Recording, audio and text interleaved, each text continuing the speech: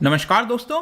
भारत या फिर किसी भी देश के जो पड़ोसी देश हैं वहां पर अगर कोई भी क्राइसिस होता है तो उस देश के ऊपर भी देखने को मिलता है। तो जाहिर सी बात है, अगर श्रीलंका के अंदर एक बड़ी क्राइसिस हो रही है, वहां से कुछ दिक्कतें आ रही हैं, तो उसका असर आपको भारत के स्पेशली जो साउथ इंडिया है वहां पर देखने को मिल सकता है। क्योंकि जब एक बार क्राइसिस स्टार्ट होता है तो लोग वहां पर अनरेस्ट हो जाते हैं, प्रोटेस्ट चालू होता है, हो सकता है आगे चलकर कुछ हिंसा हो जाए। तो श्रीलंका एक बहुत बड़े क्राइसिस से गुजर रहा है। इतनी बड़ी क्राइसिस की आप एक सबसे बड़ा उदाहरण यहां पर देखिए कि वहां पर स्कूल्स में, जी हां, स्कूल्स के अंदर एग्जाम्स कंडक्ट कराने के लिए पेपर नहीं बचा है, पेपर नहीं आ पा रहा है, वहां पर इंपोर्ट नहीं करा पा रहे हैं। और ये आप देख सकते हो, cash strapped Sri Lanka cancels school exams over paper shortage. तो इसको डिटेल से मैं आपको बताऊंगा कि यहां पर ये एग्जैक्टली क्या हुआ है, रिसेंटली भारत ने क्या कदम लिया है, आईएमएफ का क्या बेल आउट आ रहा है, काफी कुछ जानने को इस वीडियो में। चलिए आगे बढ़ते हैं, लेकिन उसके पहले ध्यान रखना है आज आखिरी डेट है। अगर आप कोई भी कोर्स परचेस करते हैं स्टडी आई के ऊपर, चाहे वो यूपीएससी, जुडिशरी या फिर अब लेटेस्ट जो स्टॉक मार्केट का कोर्स हो, कोई भी हो, सिंपली यूज द कोड अंकित 33, क्योंकि आज आपको 33% डिस्काउंट प्लस डबल वैलिडिटी मिलेगा। मतलब 1 साल का कोर्स 2 साल की वैलिडिटी, 2 साल का कोर्स 4 साल की वैलिडिटी। इसके अलावा अगर आप एमसीक्यूज अटेम्प्ट करना चाहते हैं तो मेरे इंस्टा पेज पर जा सकते हैं, वहां पर स्टोरीज में जितने भी एमसीक्यूज हैं वो आप अटेम्प्ट कर पाएंगे। चलिए शुरुआत करते हैं। सबसे पहले हम देखते हैं एग्जैक्टली यहां पर क्या हो रहा है। जो एजुकेशन अथॉरिटीज हैं उनका यह कहना है कि श्रीलंका के अंदर जो स्कूल्स एग्जाम्स हैं उसको कैंसिल कर दिया गया है फॉर मिलियंस ऑफ स्टूडेंट्स, क्योंकि प्रिंटिंग पेपर वहां पर मौजूद नहीं है। और श्रीलंका आपको पता है 1948 में जब वो आजाद हुआ था उसके बाद से वर्स्ट फाइनेंशियल क्राइसिस से गुजर रहा है। और ये जो एग्जाम की हम बात कर रहे हैं वहां पर टर्म टेस्ट होना था फ्रॉम मंडे, और इसको अभी पोस्टपोन कर दिया गया है इनडेफिनेटली। कब तक ये चलेगा पता नहीं, लेकिन अक्यूट पेपर शॉर्टेज वहां पर देखने को मिल रहा है। इनफैक्ट मैं आपको बताऊं तो जो वेस्टर्न प्रोविंस है ये श्रीलंका, अगर आप देखो तो इसकी जो कैपिटल है श्री जयवर्धनेपुरा कोटे, तो ये आपको वेस्टर्न प्रोविंस में देखने को मिलेगा। वहां के जो एजुकेशन डिपार्टमेंट है, आप सोच के देखिए, जो कैपिटल है किसी देश का, वहां पर एजुकेशन डिपार्टमेंट एग्जाम्स कंडक्ट नहीं करा पा रहा है। और सोर्सेज का यह कहना है कि इसकी वजह से करीब 2/3 ऑफ जो कंट्री के स्टूडेंट्स हैं, 4.5 मिलियन स्टूडेंट्स, उनके ऊपर इंपैक्ट आएगा। क्यों आएगा? क्योंकि ये जो टर्म टेस्ट होता है वो असेसमेंट होता है कि क्या जो बच्चा है वो अगले ग्रेड में जाने को तैयार है या नहीं है। तो अगर टेस्ट ही नहीं हो पाएगा तो आगे क्या डिसीजन होगा, नहीं हो पाएगा। लेकिन आई होप कि इससे आपको एक बहुत बड़ा एग्जाम्पल मिल रहा होगा कि श्रीलंका में कितनी बड़ी क्राइसिस आ रही है। वहां पर ऑलरेडी फूड हो गया, फ्यूल हो गया, फार्मास्यूटिकल, हर चीज की शॉर्टेज देखने को मिल रही है, क्योंकि वो लोग इंपोर्ट नहीं करा पा रहे हैं। रिसेंटली मैंने एक वीडियो भी बनाया था कि श्रीलंका के अंदर 26 साल में अभी तक का सबसे लॉन्गेस्ट पावर कट किया जाने लगा है। मतलब कि एक दिन के अंदर, 24 घंटे के अंदर जानबूझकर एक लंबे समय के लिए पावर कट हो रहा है। इसका कारण है कि वो लोग फ्यूल को इंपोर्ट नहीं करा पा रहे हैं और उसकी वजह से इलेक्ट्रिसिटी जनरेशन नहीं हो रहा है। ड्राउट भी देखने को मिला था वहां पर श्रीलंका में, जिसकी वजह से हाइड्रो इलेक्ट्रिक पावर जनरेशन भी नहीं हो पा रहा है।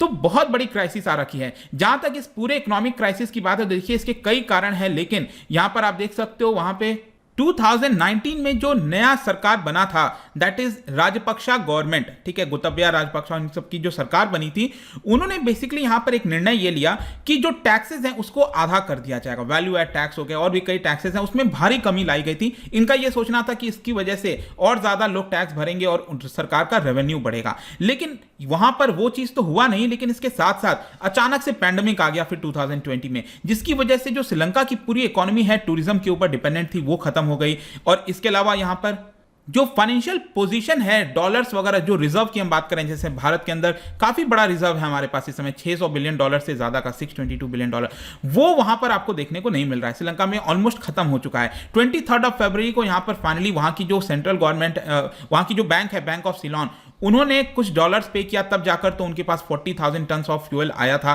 क्योंकि वो जो फ्यूल है वो पोर्ट पर ही रुका हुआ था 4 दिन से, क्योंकि वो लोग पेमेंट नहीं कर पा रहे थे और फ्यूल को डिलीवरी नहीं ले पा रहे थे। इसके अलावा बताया जा रहा है कि 28 फरवरी को यहां पर बताया गया है कि जो फॉरेन रिजर्व है श्रीलंका का वो 25% करीब गिर गया और सिर्फ $2.36 बिलियन ही उनके पास बचा है, उनकी सेंट्रल गवर्नमेंट के पास, सेंट्रल बैंक के पास। इसके अलावा बताया जा रहा है कि इनका डेट जो है वो काफी बढ़ता जा रहा है। $7 बिलियन का पेमेंट अकेले उनको 2022 में करना है। कैसे करेंगे किसी को नहीं पता, लेकिन ब्लूमबर्ग की रिपोर्ट के आधार पर यही बताया गया है कि श्रीलंका के अंदर इन्फ्लेशन का भी खतरा मंडराता जा रहा है। एशिया के अंदर सबसे ज्यादा इन्फ्लेशन, 15% से ज्यादा इन्फ्लेशन आपको श्रीलंका के अंदर देखने को मिलेगा। और इसके साथ साथ उनके ऊपर एक और मुसीबत यह आ गई है, रशिया यूक्रेन वॉर। अब रशिया यूक्रेन वॉर का इंपैक्ट इसलिए श्रीलंका के ऊपर है क्योंकि रशिया जो है वो लार्जेस्ट इंपोर्टर था श्रीलंका से टी का, चाय मंगाता था वो श्रीलंका से। लेकिन रशिया इस समय कहीं और एंगेज है, उसको भी इकोनॉमी की प्रॉब्लम हो रही है, तो वो उतना ज़्यादा चाय नहीं मंगा पा रहा है। रशिया से बहुत सारे टूरिस्ट श्रीलंका के अंदर आते थे, वो भी नहीं आ पा रहे हैं।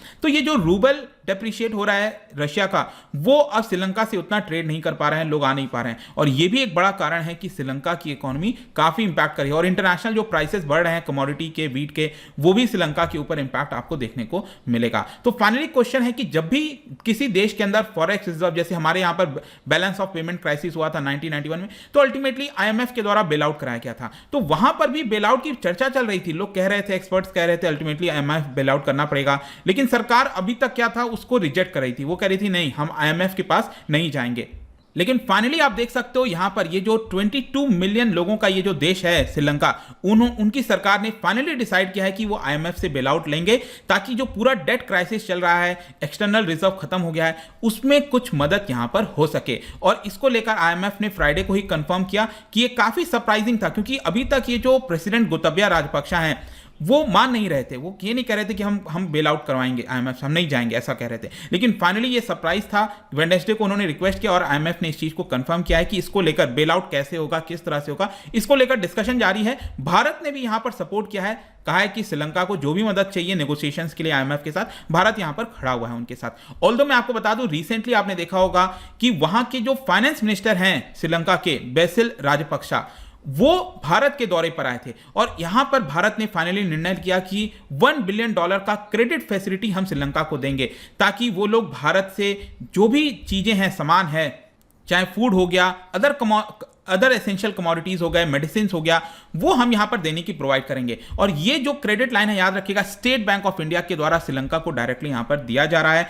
और यहां पर जो पूरा साइन किया गया था, इसमें आप देख सकते हो external affairs minister S Jaishankar साहब, फाइनेंस मिनिस्टर हमारी निर्मला सीतारमण जी, सभी लोग इसके अंदर शामिल थे। पिछले हफ्ते ये पूरा जो एग्रीमेंट है वो हुआ है। और भारत के ऑफिशियल्स के द्वारा यही बताया गया है कि एक ह्यूमैनिटेरियन जेस्चर है भारत की तरफ से, क्योंकि हमें पता है श्रीलंका इस समय बहुत बड़ी मुसीबत में है, डिफिकल्ट टाइम में है। और जैसे मैंने बताया कि अगर आपका कोई पड़ोसी देश है, वहां पर अगर प्रॉब्लम आ रही है, तो डेफिनेटली आप मान के चलिए कि उसका कुछ ना कुछ असर आपको हमारे देश पर भी देखने को मिलेगा। ऑल्दो श्रीलंका बहुत छोटा देश है, उसका हम बहुत बड़े स्तर पर असर नहीं होगा, लेकिन डेफिनेटली साउथ इंडिया में इसका असर देखने को मिल सकता है।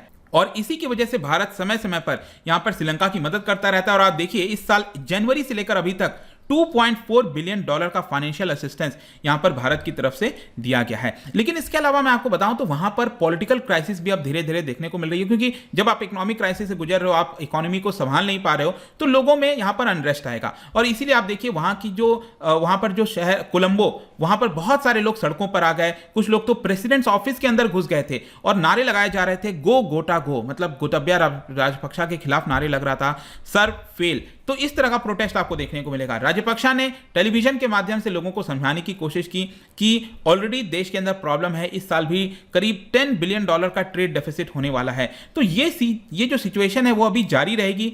हम इसको कंट्रोल करने की मैक्सिमम एफर्ट कर रहे हैं, जितना सरकार कर सकती है कर रहे हैं। लेकिन आपको समझ में आना चाहिए कि अल्टीमेटली यहाँ पर जो लोग हैं वो पसंद नहीं आएगा उनको ये सारी जो गवर्नेंस है, और वो लोग प्रोटेस्ट करेंगे, और वही हो रहा है। तो फाइनली कंक्लूजन में आप यूं समझिए कि श्रीलंका के अंदर लंबी कतारें लग रही हैं। सरकार ग्रोसरीज, ऑयल, ये सारी चीजें प्रोवाइड करने की कोशिश कर रही हैं। मिल्क पाउडर हो गया, शुगर, बेसिक जो नेसेसिटी होता है ह्यूमन लाइफ के अंदर, वो श्रीलंका के अंदर नहीं मिल पा रहा है। तो लेट्स सी कि किस तरह से चीजें टर्न आउट होंगी। बट आई होप कि ये जो न्यूज आई थी काफी बड़ा, मुझे भी शॉकिंग लगा कि आपको एग्जाम्स कंडक्ट कराने के लिए पेपर नहीं बचा है।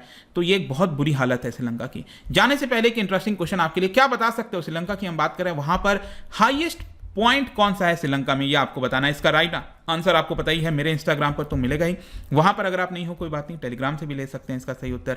मैं कई सारे जो एमसीक्यूज हैं वो यहाँ पर स्टोरीज में डालता रहता हूँ। बाकी अगर आपको पीडीएफ चाहिए तो टेलीग्राम पर आइए, अलग अलग सोशल मीडिया पर भी आप जुड़ पाएंगे। साथ ही साथ यूपीएससी या फिर किसी भी एग्जाम की तैयारी कर रहे हैं, सिंपली यूज दिस कोड, क्योंकि यहाँ पर आपको डबल वैलिडिटी प्लस मैक्सिमम 33% का डिस्काउंट मिल जाएगा। आई होप कि वीडियो आपको पसंद आया होगा। मिलता हूँ आपसे next time. Till then, thank you very much, see you soon.